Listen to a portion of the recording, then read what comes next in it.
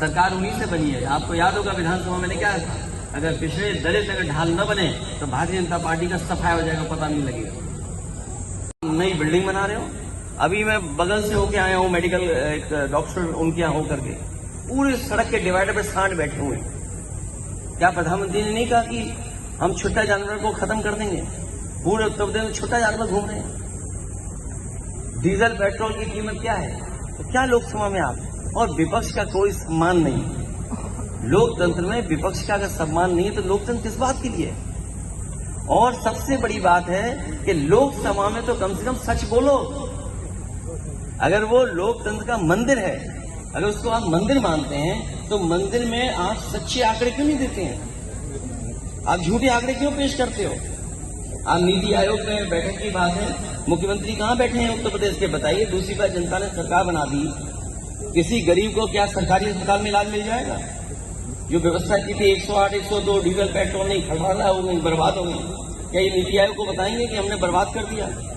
क्या नीति आयोग को उत्तर प्रदेश सरकार बताएगी कि 100 नंबर जो हमने दी थी 112 करके बर्बाद कर दिया?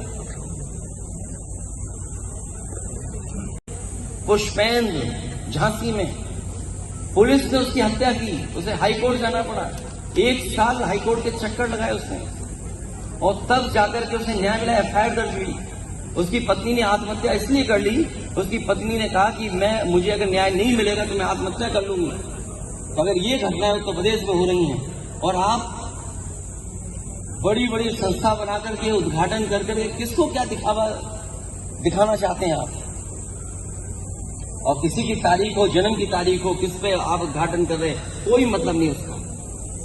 आप झूठी कहानी कितनी भी पढ़ दो। और आप तो ये भी कहते होंगे कि वो तैर करके पानी से निकल करके आ गए। आप इतिहास पढ़ना, पानी में कहां तैरे थे।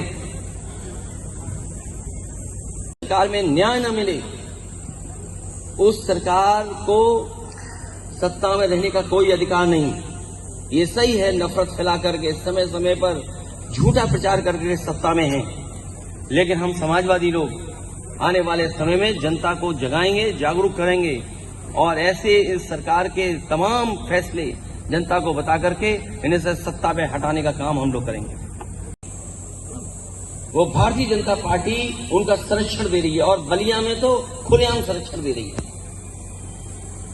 क्या सरकार इसीलिए बनती है जनता की कि कोई अगर न्याय मांगने जाए तो उसे न्याय न मिले? आखिर अधिकारी क्या कर रहे हैं, किसके इशारे पे काम कर रहे हैं? केवल चुनाव जिताने के लिए अधिकारी हैं, बेईमानी करने के लिए अधिकारी हैं?